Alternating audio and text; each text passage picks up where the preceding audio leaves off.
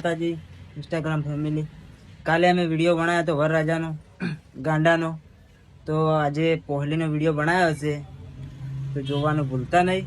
અને અમારી આઈડીને ફોલો કરજો, અને આવા નવા વિડીયો જોવા હોય તો અમારી આઈડીમાં કોમેન્ટ, શેર અને લાઈક કરજો. અને જોવા મળશે. આજે બીજો ભાગ નાખવાનો છે.